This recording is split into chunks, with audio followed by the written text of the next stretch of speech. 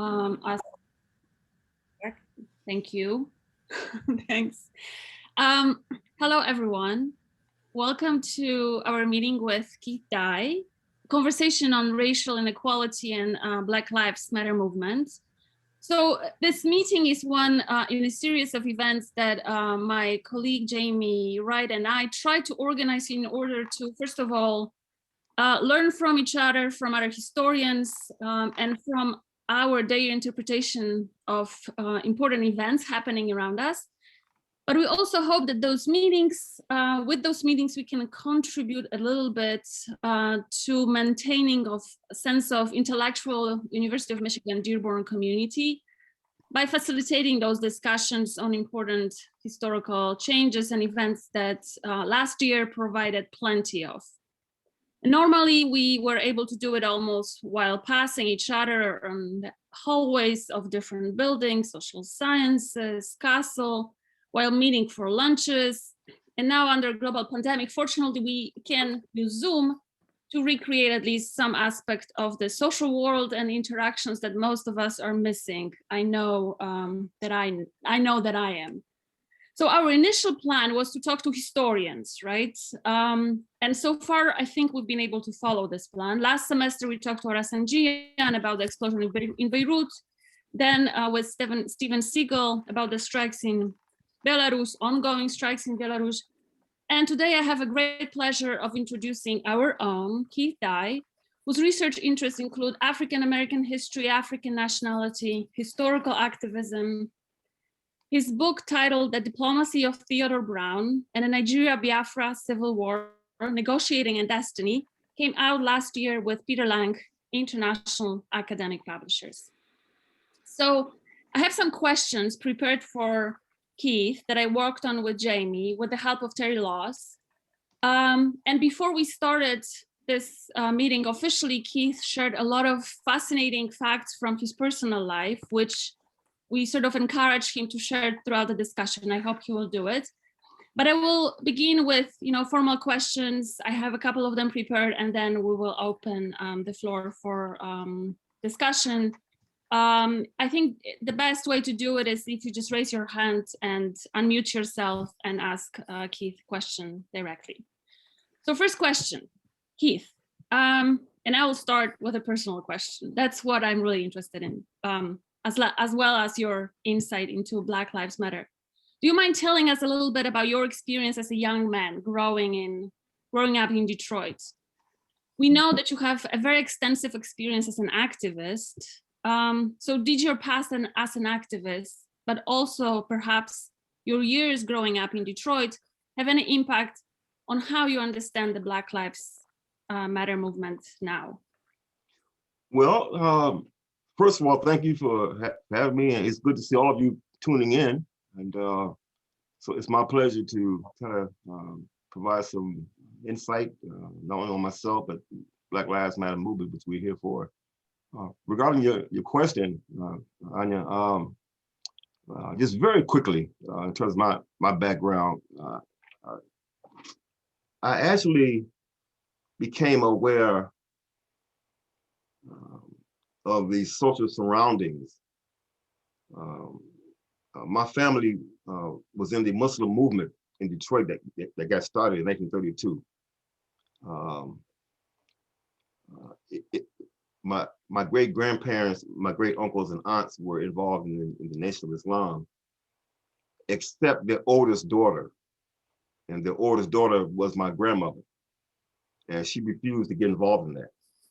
And but as I was growing up, they would always tell me some things about the movement from the Black Muslim perspective. In 1963, when Martin Luther King had organized the march down Woodward Avenue, downtown Detroit, Woodward Avenue, March for Freedom, it was a month before my 8th birthday. And I was involved in that in terms of the march. My mother took my brother and I, my sister had just recently passed. And we went to the march down. So I do remember seeing Martin Luther King down at Cobo Hall and the other speakers. So that stayed with me as well. But I didn't get involved in actually into the movement until 1968. And by then, the whole movement of the left, the Black freedom movement, and other movements as well, the women's liberation movement and other movements were in full swing.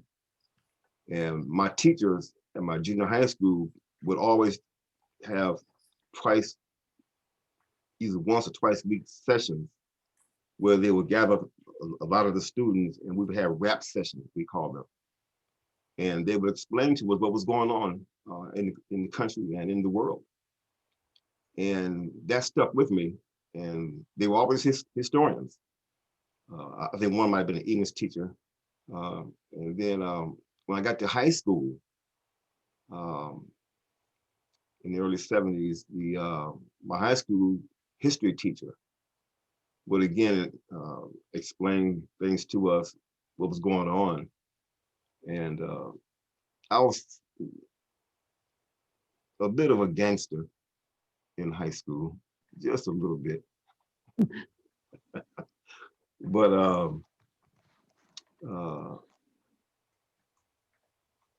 I was in his class, the first day of class.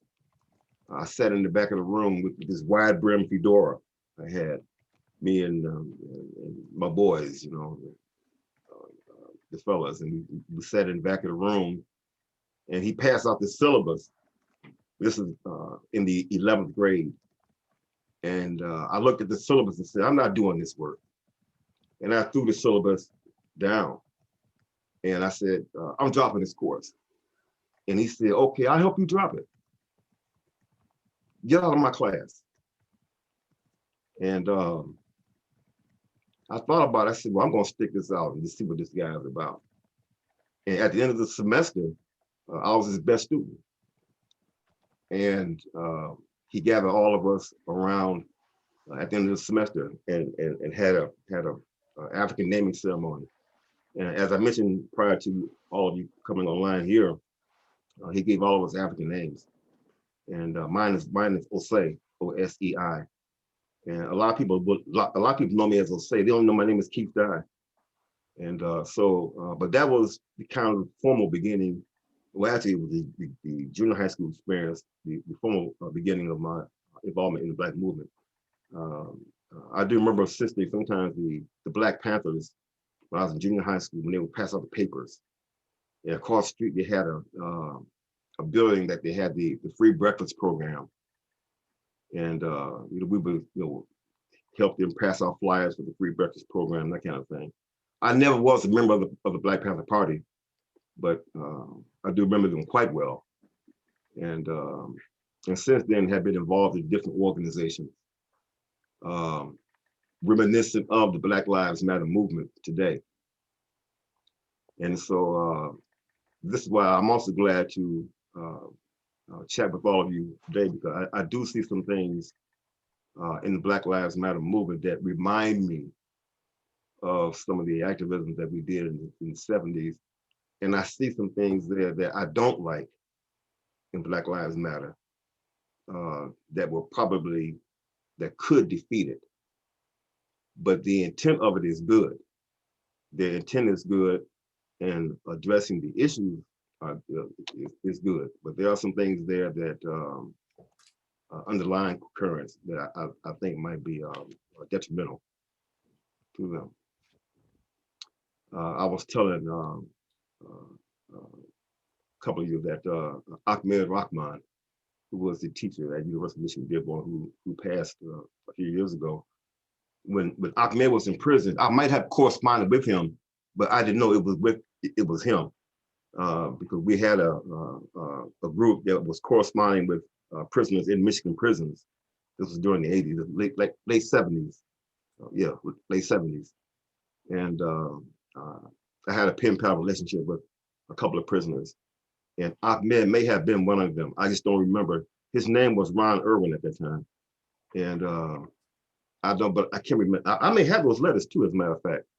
But I do recall having correspondence with that in terms of pen pal with one or two of the prisoners in Michigan prison. So Ahmed may have been one of them. Yeah. I never told him about it, but anyway. So, but that's me in a nutshell. Last thing I'll say is that I've been involved in several movements. A movement that you read about in history books. I was involved in some of the organizations or affiliated with them. And like Stokely Carmichael's movement, Stokely, I met him a few times, Amir Baraka, Leroy Jones, and some of the other persons as well. I never was involved with Angela's movement, Angela Davis movement, the Communist Party. In fact, I don't think Angela was a member of the CP at that time. But well, a lot of people that people read about, I kind of worked with or had known somewhat. Mm-hmm. Mm-hmm. Yeah. Keith, thank you. I imagine that there are already a number of questions among our listeners. But I would like to stick first to the plan, and I would like to turn to your expertise as a historian now.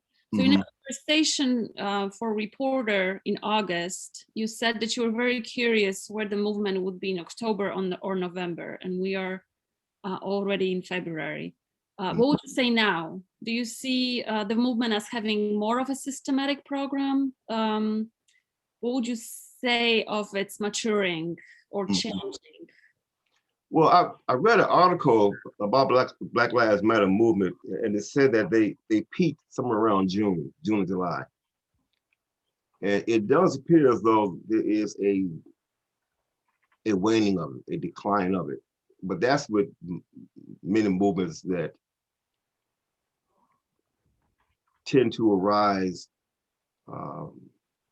especially with young people, because young people have the energy and the almost naivete where they can push a movement, but then you have to sustain it month after month, year after year. And Black Lives Matter does not appear to have longevity built into it, even though they've been around since 2013. But what that says is that you have to have a program that has a goal and objectives, and you reach the objectives as you move toward the goal, and people can see them. They benefit from it. And this is one of the things that I learned again from my experience being in the movement, in the struggle. And so it appears to me, though, that Black Lives Matter movement may be declining in its punch, you might say. It has a punch, but the punch now is weakening. And now I also think that there are some underlying forces in Black Lives Matter that I think are probably dispelling it as well. Underlying forces that are weakening it as well. And so that concerns me, because again, this is my experiences, especially in the struggle when, I think I told you before, they had agent provocateurs in the movement. Dr. King movement, Malcolm X's movement, the American Indian movement, probably in the National Organization of Women, those movements in the 60s and 70s, Chicano movement and so forth. Some of these folks I know. And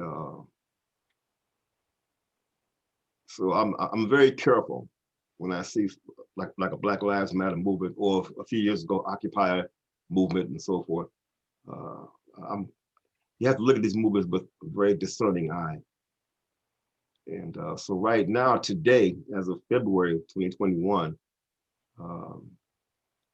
I'm impressed with Black Lives Matter movement that they have been able to articulate very well some of the issues and the problems. But we'll have to see just what the staying power is.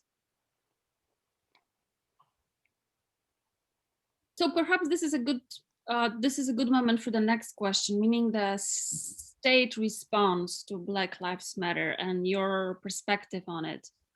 Are there any new or perhaps old ways of policing the members of the movement? For example, charging leaders with some sort of violations. And this question is partially inspired by my conversation with Terry about Black Lives Matter. But this is also something that resonates with me strongly, as something very similar is happening in Eastern Europe, where you see, constantly people on the streets in Belarus and in Poland right now. These current mass protest movements where police responded to recent explosion of protests with enormous brutality. And so I was wondering whether you could comment on how the state is responding to Black Lives Matter here, and whether you see any new responses or adoption of old ways of dealing with mass movements. Well, again, as a historian, in 1968, the federal government started the COINTELPRO program. COINTELPRO was counterintelligence program, COINTELPRO, COINTELPRO. And the purpose of it was to infiltrate and to disrupt movements in the country, specifically Black liberation movement organizations. And they were quite effective. They would infiltrate organizations, cause dissension. And then next thing you know, there are beatings, shootings, and the movements decline. And so it was a very effective program. And that is probably what you see today. I would not doubt that the federal government, at least under the previous administration, has dispatched some persons to be involved in Black Lives Matter to try to weaken it and to lead to its decline. In the Black freedom movement of the 60s and 70s, they would recruit Blacks who were in trouble with the law. And rather than prosecute them, they say, well, what we want you to do is to join this organization and to find out the information, bring the information back, and then to also disrupt the organizations. And that was widespread. And so Black Lives Matter may be victims of the same thing. The critical thing is, how are they able to identify who's an agent provocateur, and then to get those persons out of the organization. But it's and usually they are persons who, a lot of times, who are the loudest critics of the government, because that's their front.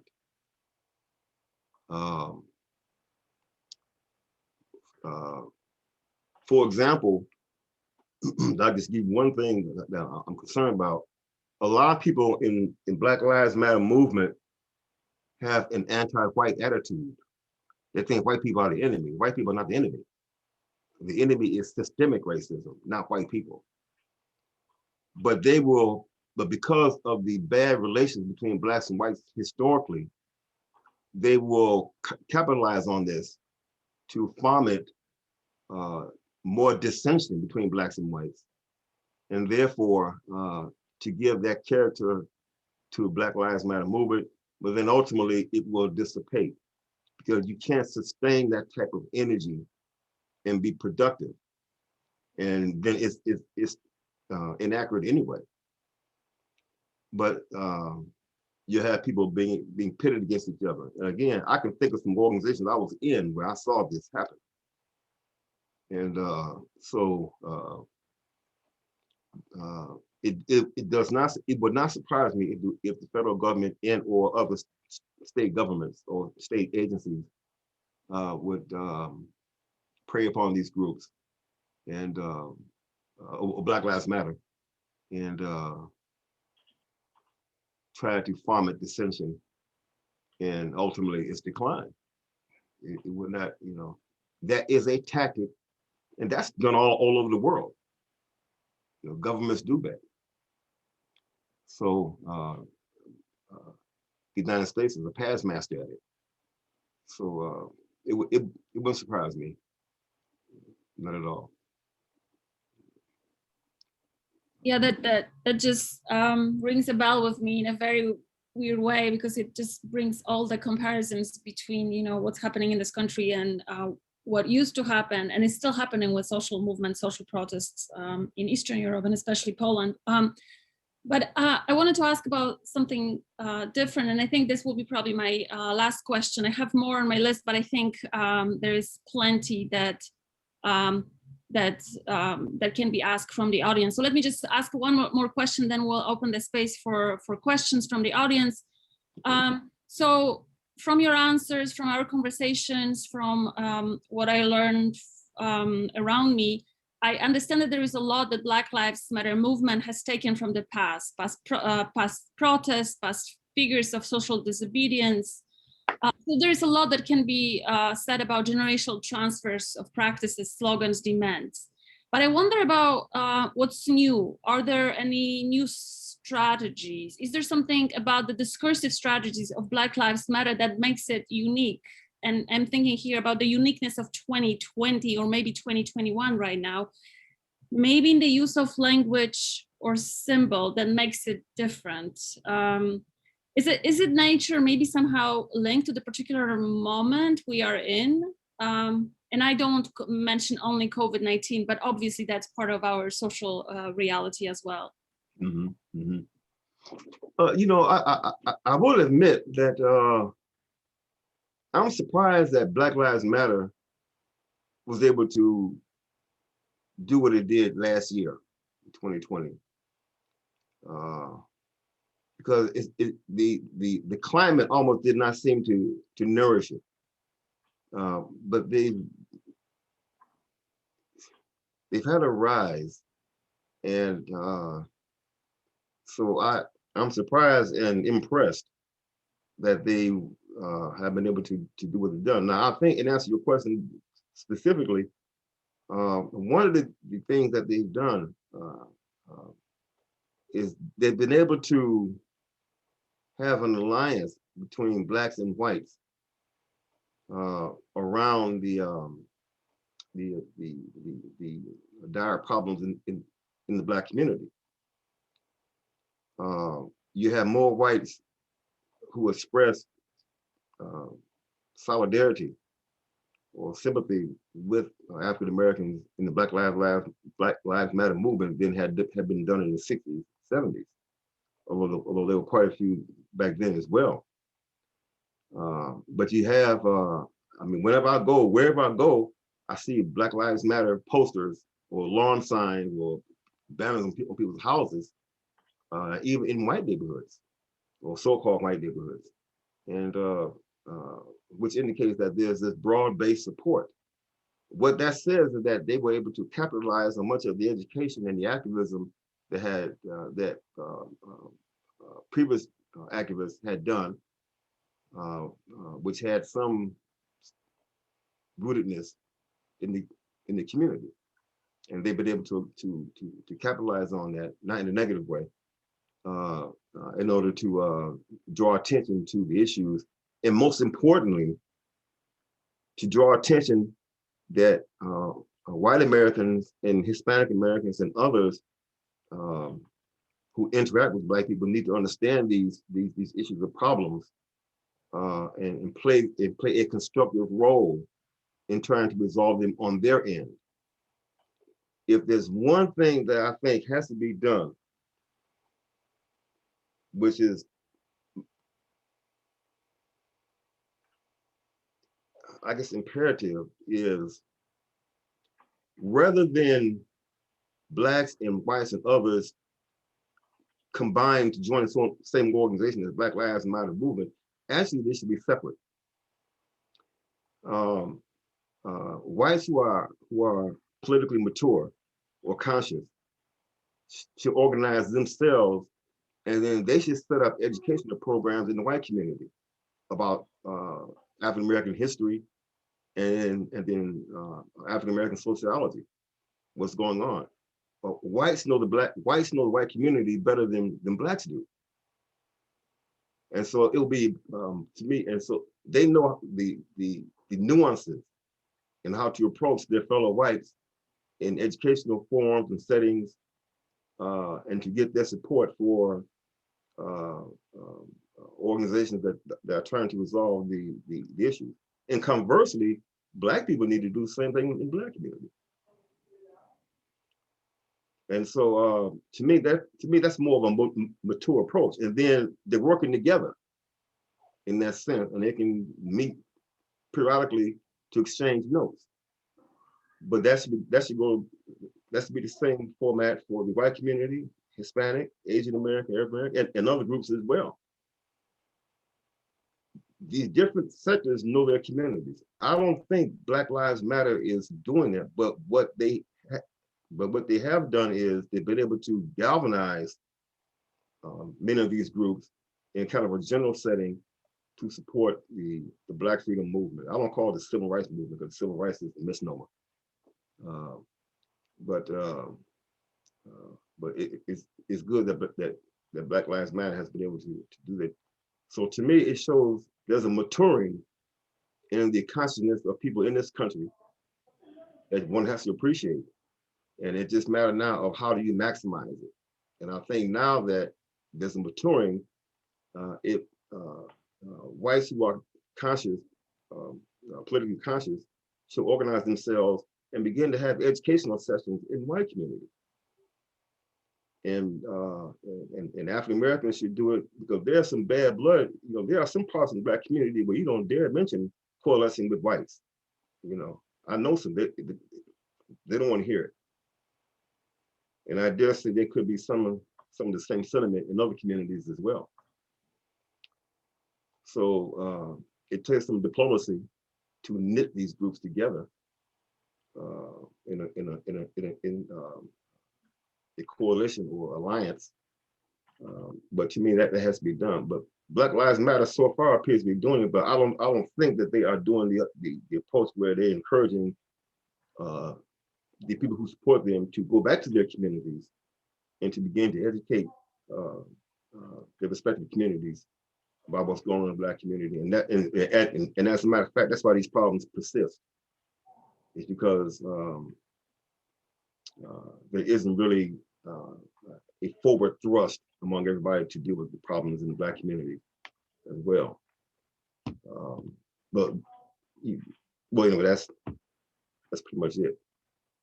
African Americans have to do it themselves in terms of the problems of their community. They have to have self-determination and self-reliance.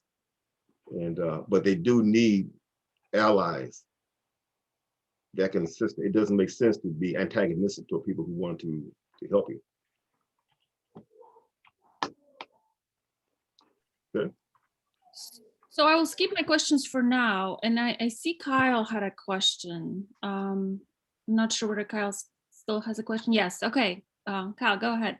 Hi, thank you. I might be a little naive, so bear with me. As you're speaking, I noticed that when you talk about Black Lives Matter, you refer to it as a movement and not an organization. And I'm curious your thoughts on the difference between the two. I noticed when you talked about Black Panthers, you refer to them as Black Panther Party. And I think we would all agree that there are a lot of white supremacist groups, not movements, but groups that have names. You could become a member of the Klan, you become a member of the Proud Boys, you could become a member of the 3% group. It's an actual group where it seems like, at least in my opinion, Black Lives Matter is more of, like you say, a movement and an idea and a thought. And these groups have common ideas. They know who the members are in the group. You're talking about people being bad actors in a group. They know who these people are. They back they get rally behind political candidates, political parties. They all have the same focus. You're talking about how, there's, to some extent, it's not really clear what the goal of Black Lives Matter is, other than recognizing that Black lives do matter.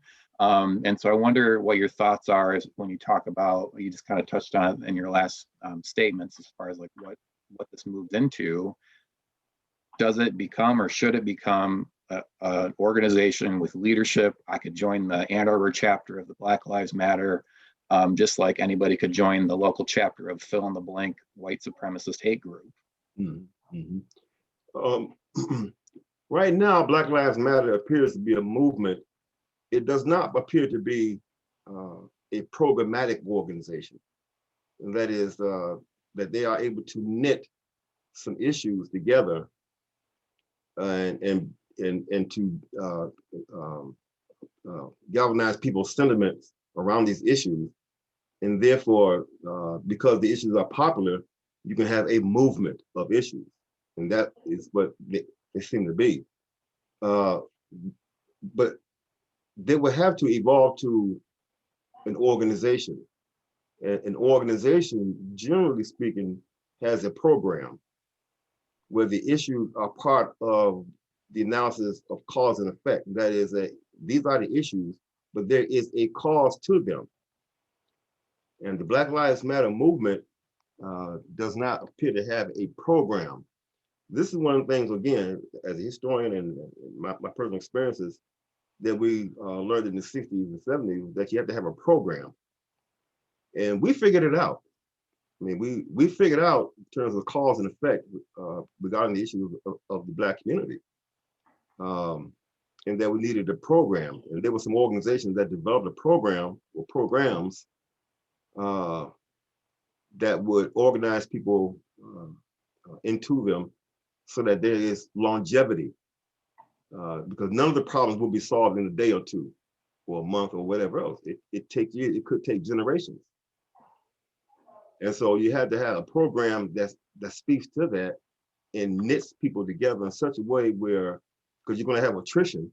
So you have people that come into the organization and will leave the organization, but the program is there, it's set, and it continues, and people will contribute, and ultimately you'll have a success down the road. But a movements tend to be, they have a meteoric rise and fall. They rise, well, certain issues, and then they fall. And that's going to be the test of Black Lives Matter, is can they mature from a movement of issues to a programmatic thrust, and try to hold people's attention to it. The United States is a very curious country in that the dollar reigns supreme, and people ultimately, if they can't make money off of something or get paid on it, then they just go away. You have to really be committed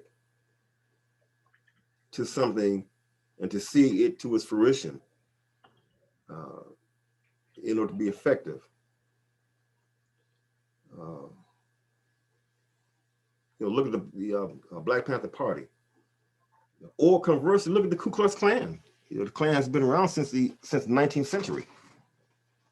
And do they have a program, or are they an organization of issues? They formulated a program around 1900, but it I don't know. I haven't kept up with the Klan in terms of reading literature or whatever, just to see how they've evolved or devolved. But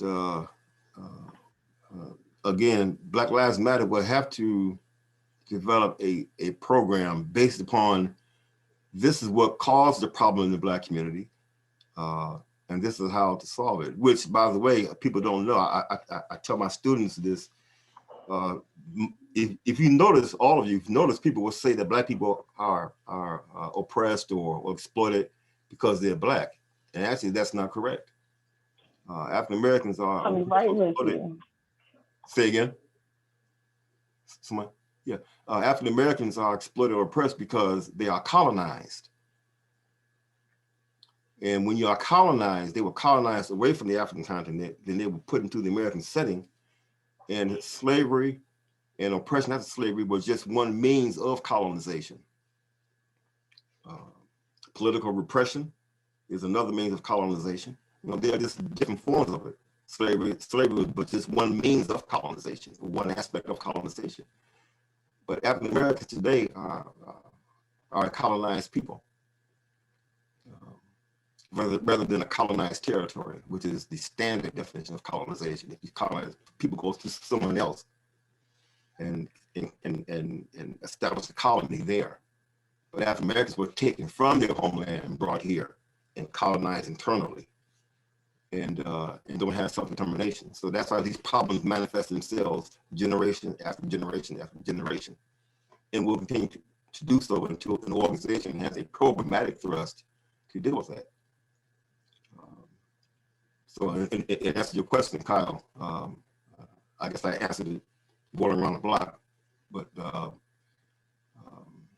yeah, I appreciate it. I just like when I, as an external observer, I see these things happening in society, and a certain side of the political aisle want to say, oh, that's the responsibility. That was Black Lives Matter did that. All, you know, this, whatever it was. You know, they're trying to pin the things at the Capitol on Black Lives Matter did that, as if it was an organization, not a movement. And that's kind of what, you know, I think it's a movement. I think it should become an organization to kind of solidify where things are headed, kind of what you're saying, and really get behind, like, you know, what are we doing here, if you will? Because clearly all these other groups have this figured out, and they can very well organize everybody underneath them. Here's what we're doing. Here's who we're voting for. Here's the actions we're taking. And it seems like, and maybe the issue is there's so many things to tackle, nobody can figure out which one to start with. But it seems like, at least in my opinion, a little bit of organization would really turn it from a movement into something that has longevity, has leadership, has structure, has, you know, can gain some traction or continue to gain some traction toward whatever the next important goal is, or issue, or, you know, what have you. I appreciate your response. Thank you. Yeah. Now, I need to say this as a follow-up. The effectiveness of Black Lives Matter will also be predicated on them following a distinct agenda or distinct program for African American, you might say, liberation or freedom.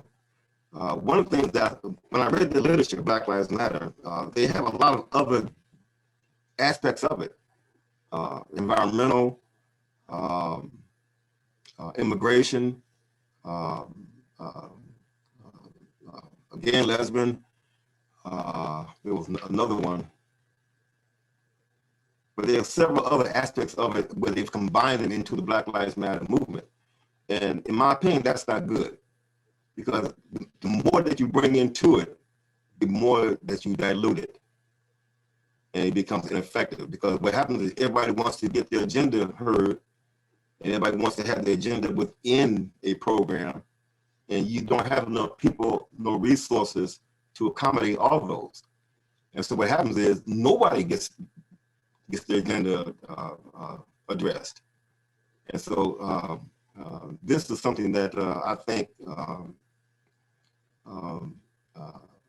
Black Lives Matter should be wary of, is that if they're going to say Black Lives Matter, then how does that translate other than a slogan?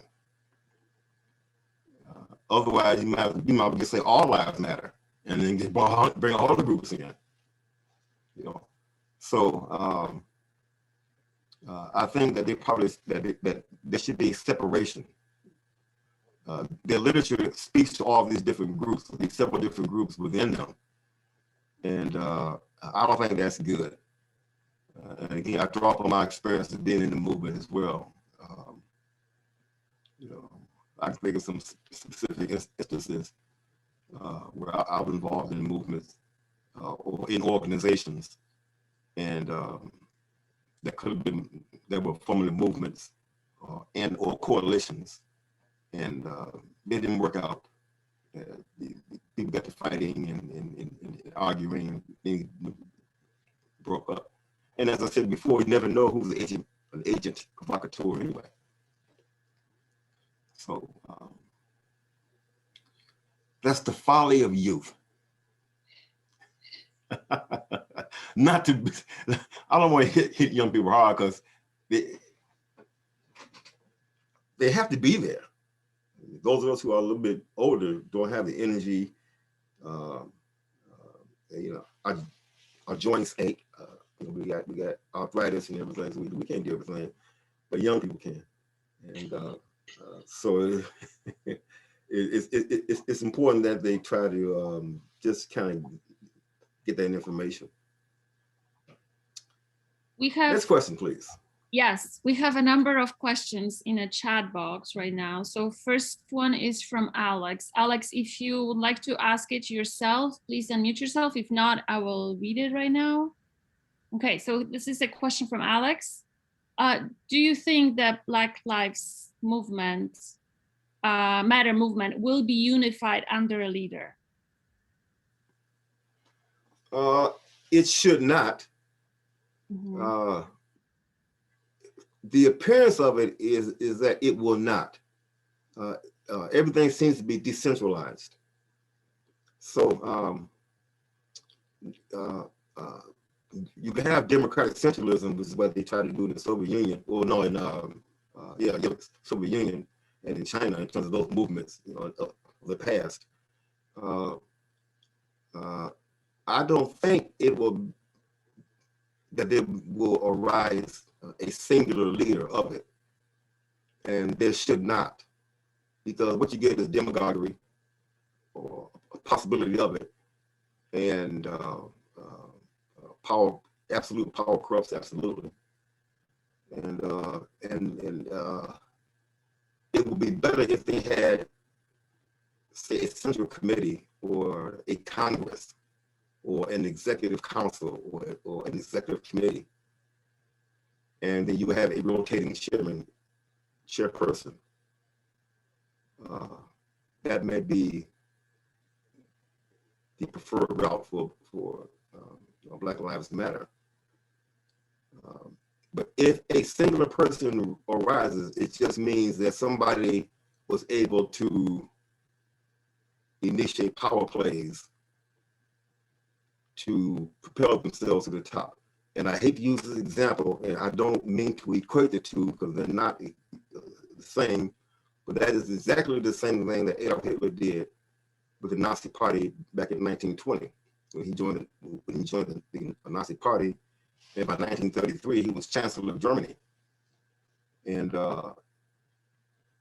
becoming the single leader of a movement, a Nazi Party movement, that, as we all know, had dire consequences for Europe and plunged Europe and the world into war, ultimately World War II. I don't equate the Black Lives Matter movement with the Nazi Party at all, ideologically or even in the intent. What I was pointing out was the danger of a single person rising to the forefront of something without any checks and balances. Now, if you have a person who does rise to the forefront of a movement or organization, there has to be stringent checks and balances on that person. As long as you have it, then that might be okay. I would prefer that they be more of a central committee or an executive committee or executive council. And I pull upon my experiences in some of the movements I was involved in back in the mid-70s. The National Black Political Assembly and the Congress of African People. Those two organizations as well. Look at the Black Panther Party. The three leaders were Huey Newton, Bobby Seale, and Edward Cleaver. And Bobby and I never talked about it. The last time I talked to Bobby Seale was about 30 years ago. It was about 30, 35 years ago. And Bobby and I never talked about it. Bobby Seale, by then he had been out of the party and was doing some other things. But I knew that because of his charisma, along with Huey Newton's charisma and Eldridge Cleaver's charisma, Eldridge wasn't too much charismatic. It was Bobby and Huey, that they rose to the top, and the Panther Party was built upon them. And they just couldn't sustain that pressure. So there's always a danger of that single person coming to the top of something. There has to be stringent checks and balances on that person.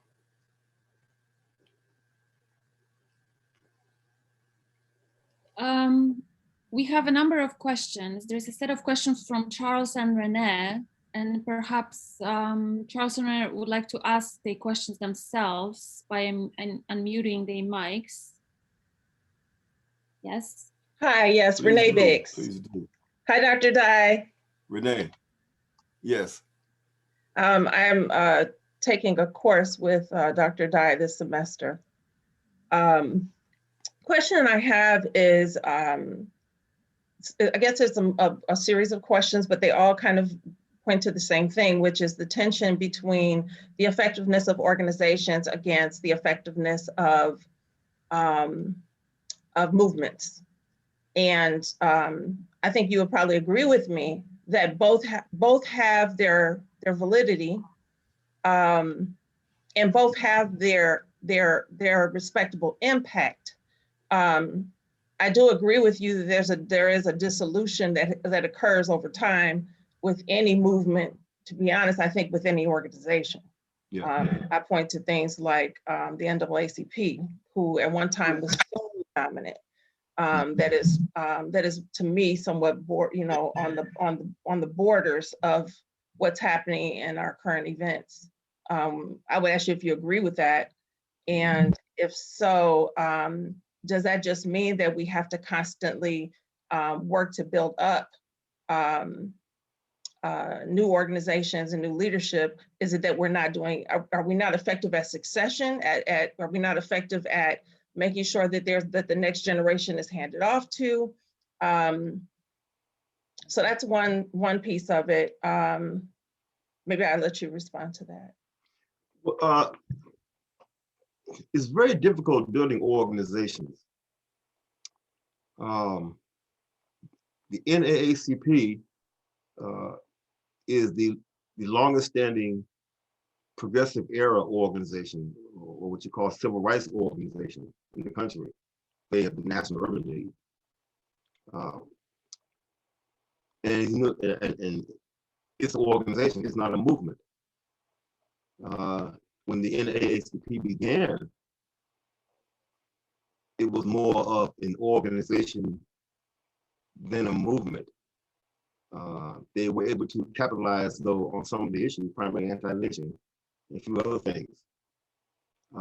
So you are correct in distinguishing the NAACP as an organization versus movement. But to build organizations, there's some things that you cannot avoid. You have to raise a lot of money if you want to staff it.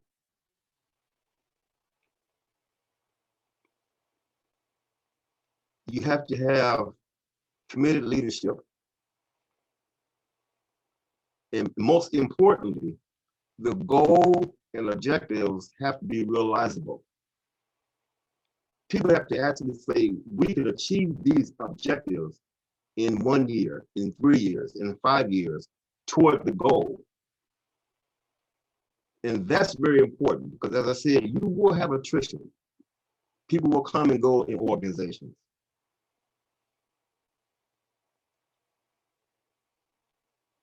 I tell my students, look at the example of Malcolm X in the Nation of Islam. When Malcolm came out of prison in 1952 and joined the Nation of Islam, it only had about 200 members. But Malcolm was an extremely gifted speaker. He honed his craft in prison and was able to take the Nation of Islam, which was a small movement, and give it more of an organizational thrust or dynamic and expanded to where they would be to where they became a movement and an organization. But then ultimately he left because allegedly the leader of the movement, Elijah Muhammad, had compromised his own ethics and morals in the organization. And Malcolm was put out because he challenged them on it. And he was put out. And the assassination of President Kennedy, when Malcolm commented on that, that was used as an excuse to put him out of the movement. And after that time, Malcolm tried to form, well, he did form two other organizations, but they were never able to get off the ground.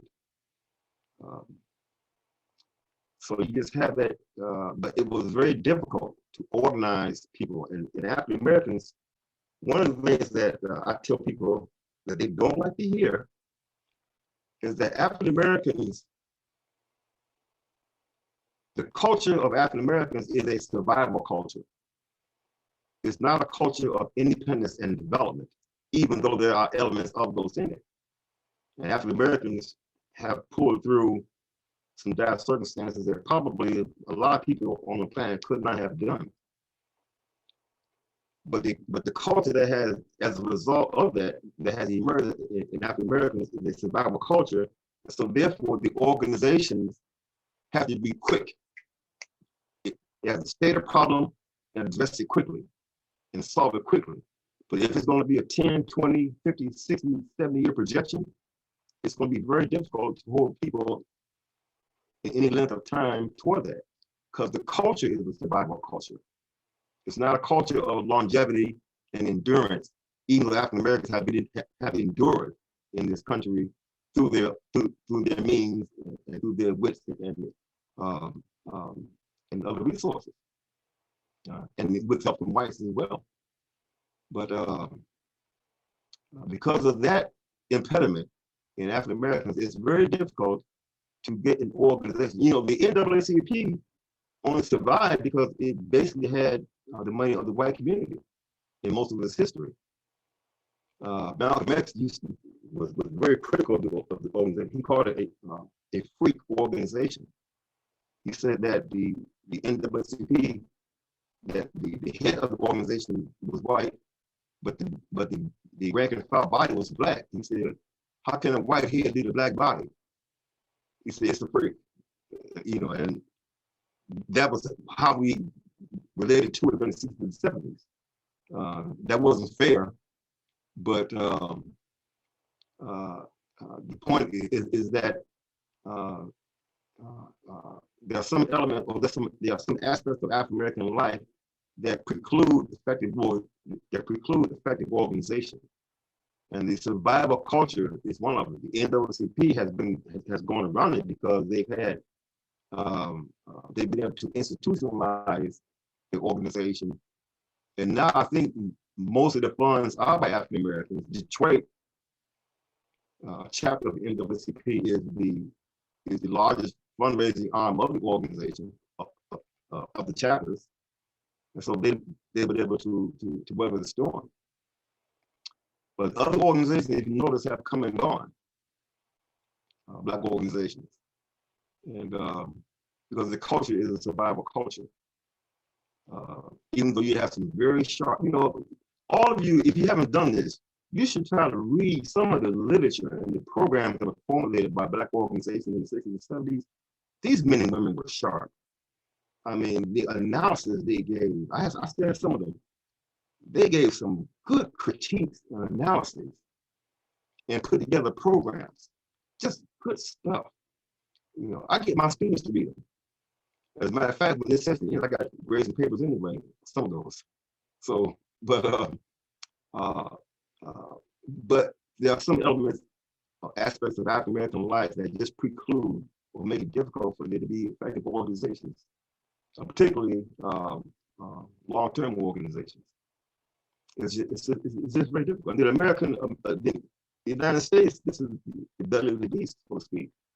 And they will, I hate to say it, but the powers that be will attack any organization, regardless of race, whatever, that appears to be, that comes close to being effective to reaching its goals of reform, revolt, or revolution. So it is tough. It's very tough. And I'm telling you, sometimes a lot of us don't like to talk about it because it's just, it makes me think back about those times. And the whole Black Lives Matter movement has the people within it who are reading the history and are identifying the mistakes as well as the successes, and can incorporate those into the organization so that it can move toward longevity rather than just be a flash in the pan.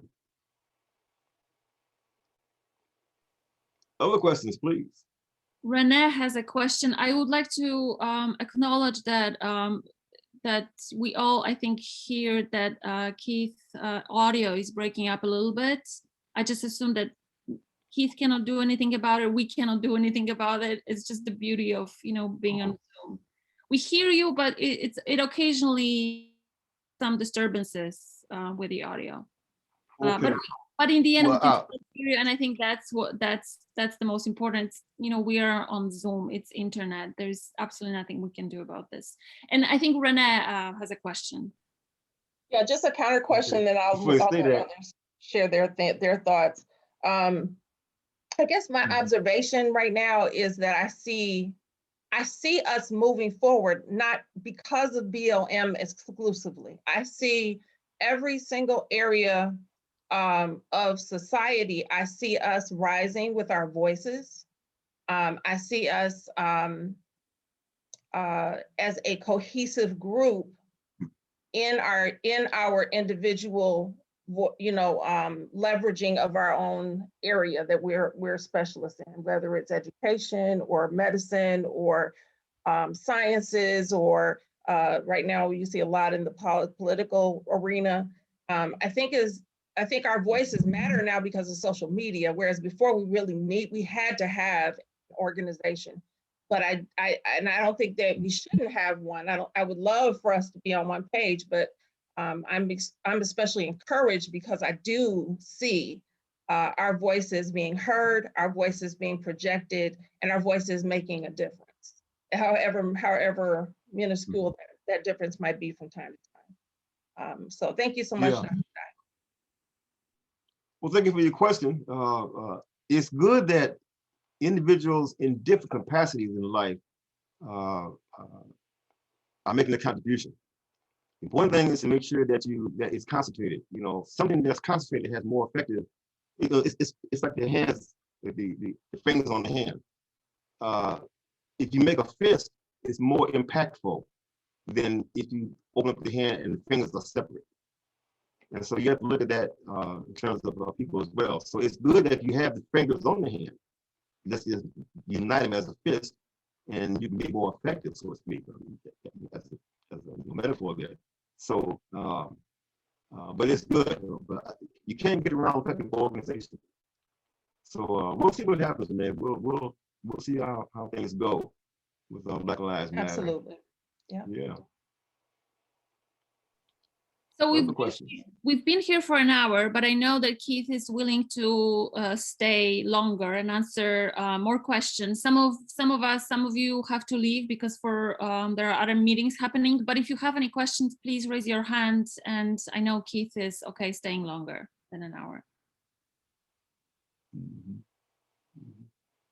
Can I say this too, Anya and Jamie, and all of you? There is one thing that people can pull from that might be helpful, and that is the Magna Carta, 1215 in England, June 15, 1215 in England. The Magna Carta has been with Western civilization since that time. And many movements have referred to a Magna Carta. Well, they did it in the American Revolution. Thomas Paine referred to that the American colonies needed a Magna Carta, big charter that would have the rights of individuals. And it became and has become a power in various organizations.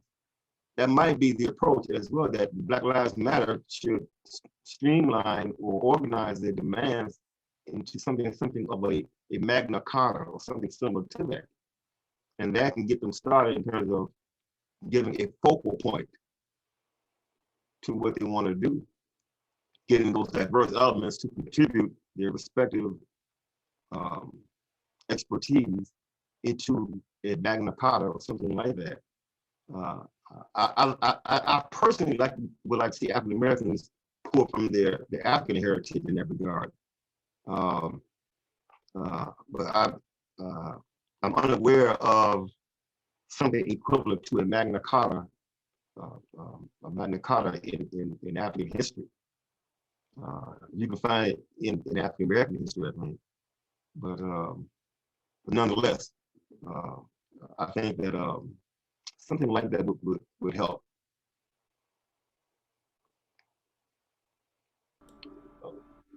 And I got Anna got kind of kicked off for a second. She's coming back, so I'm jumping in here.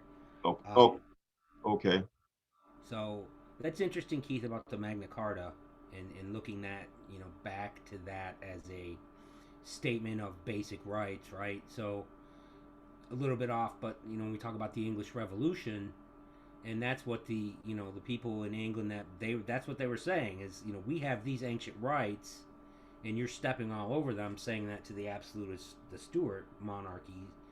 So it's just interesting how something like that can have those roots so far back in history.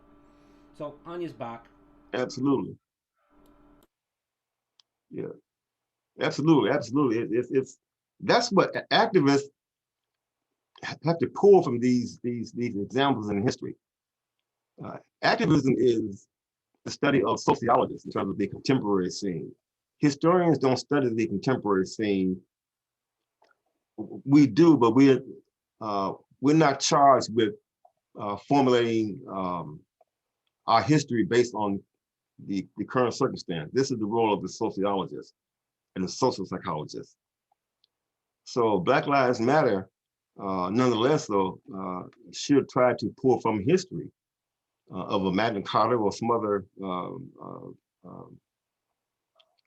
statement, and to give coherence and a united thrust to what they're doing. If they don't, then it will just seem to be kind of a scattered approach, complaining about this, complaining about that. Look at this, look at that. Just complaining, but try to get something that gives it more coherence, particularly in terms of cause and effect. And then I think that by doing that, they won't waste people's time. They won't waste people's time. You'll be able to retain people, and I think they'll be able to achieve the objective as long as those objectives are constructive. I'm against anything that's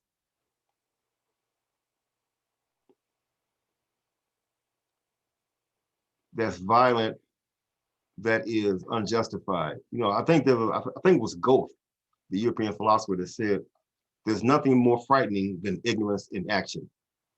I think it was him.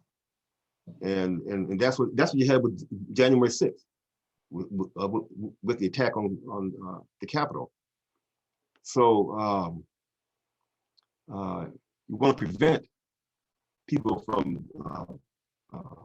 needlessly pursuing things. On the other hand, as you all know, the American Revolution, although it wasn't a revolution, it was more of independence, but it became very violent. And England said that Great Britain said that they were wrong, but 1/3 of the American colonists said it was right. Another third supported the British, and the other third didn't care one way or the other. So, but the American colonists, or the leaders of the American Revolution, had a single goal in mind: independence. And after General Howe came here, and with the England would agree to accede to some of the demands of the colonists, but by then the colonists said, no, we're going to separate and form a country. And so Black Lives Matter would have to have that same type of perspective in that formulate a single agenda. And if it's constructively done, then it can be vigorous, it can be radical. But it's not wasting people's energies and time and getting people needlessly hurt. Sometimes there are people who will be hurt, unfortunately. And Anya, you being from Poland know this.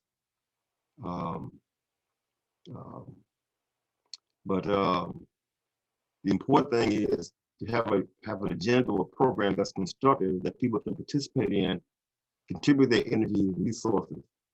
And if you do that, then I think Black Lives Matter will go a long way toward galvanizing people and reaching its goal. My father used to always tell me that you don't demand respect, you command respect. And that's what has to be, I think, the order of the day. More questions? Yeah, do we have more questions?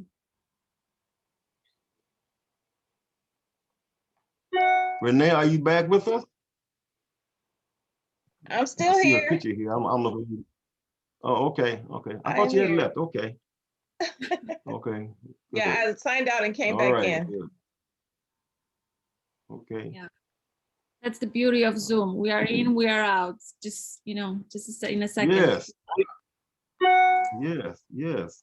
I guess I'm more interested in Well, what, for those that are still on the call, I'm interested in what you're interested in. Like everyone who got on this call got on for a reason.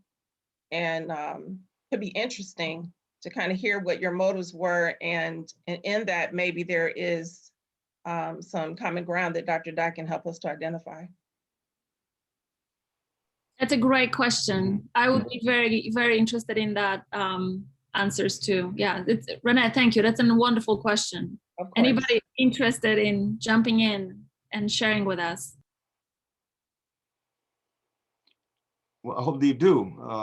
Don't be shy, folks. For those of you who are in my class, with the exception of being in 3 or 4 class, you have discussion board online, and you better be extroverted. We have Scott. Hi, Dr. Dye. Thank you for your talk. Really appreciate it. All right, Scott. So I'm here. I'm I'm a part of a global learning advisory council, and one of the things we're thinking about is an effort to decolonize the curriculum. And that's something you had brought up earlier about the colonization. And so that's one of the reasons I'm here. The other reason is I care. I think it's an important issue that I don't want to see lose momentum, and I want to support going forward. So, thank you. Yeah. Well, thank you for that and your concern and energies.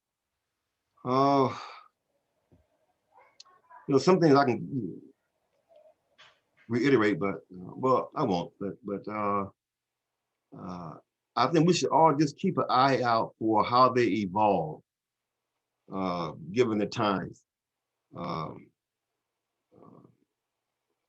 Again, the 60s was a 10-year period where actually organizations could not exist as organizations. They only exist as movements because things were happening so fast. To form an organization, you have to be settled. Things have to be somewhat settled, where people can think and plan and put together activities to build an organization. But movements capitalize on the sentiment of the time, on the zeitgeist of the times. And Black Lives Matter is confronted with that. Will they continue to be a movement of issues, or will they equivocate to an organization? If they model themselves after the 60s, they better be careful, because the 60s was a time period that was moving very rapidly. You took a position today, and it'd be outdated tomorrow. So it was evolving very, very rapidly, very rapidly. And you just couldn't get the footing. Today, here in 2021, we have to ask, is that the case? You know, we have COVID-19. Luckily, there's social media. And so you can get around bringing people together physically by, like we're doing with Zoom and social media. So that allows you to organize through those means. And again, in the 60s and 70s, if you told people that there was a cell phone or computer as today, it was simply crazy. And they would call the police on you and have you arrested for being insane. You couldn't tell people back in the 60s and 70s that there would be something like a computer as we know right now, or cell phones. No, the phone was something attached in a booth, like Superman. You run in there and you grab the receiver, put the coin in there, and dial the number. That was a telephone. Today, obviously, it's different. Well, Black Lives Matter has some challenges to it, but I think that they should separate all those other elements coming into it,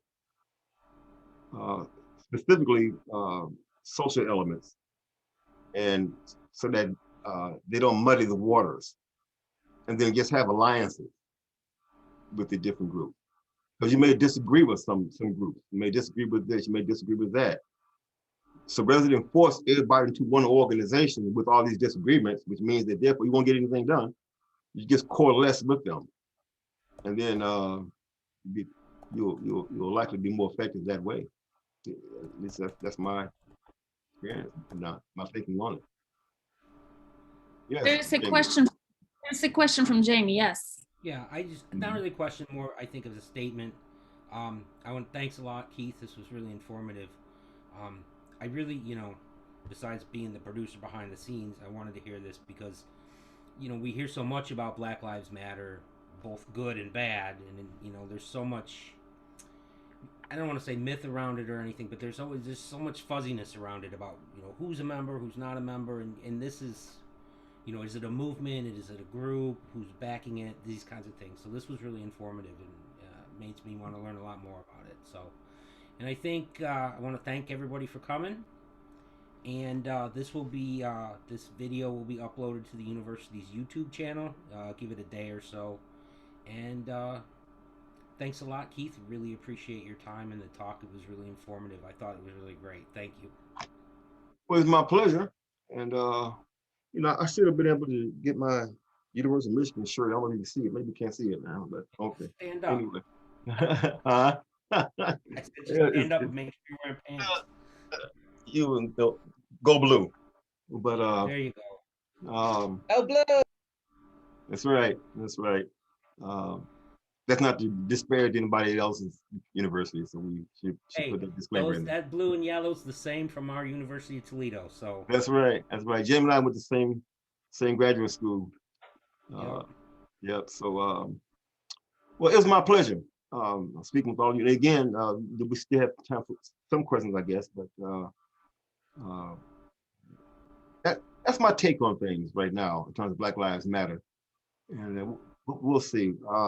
One last thing I will say, Jamie, when you raise the question, is that all movements project themselves to be bigger than what they are. The more you can convince people that there are a lot of people there, the more people will come into it. And so they're probably doing that as well. And that's not a slick criticism of them. In fact, it's really smart. all right. Okay. Need to give it a All Give righty. it some rest and some time for reflection. So we'll get, you know what, Keith, next year, the same time, maybe we can have you back and we can see where the BLM Black Lives Matter is then. Okay. All It'd right. be my pleasure. Bye, everyone. Take care. Thank All right, you. take care now. Thank you. All right. Thank Bye-bye. you.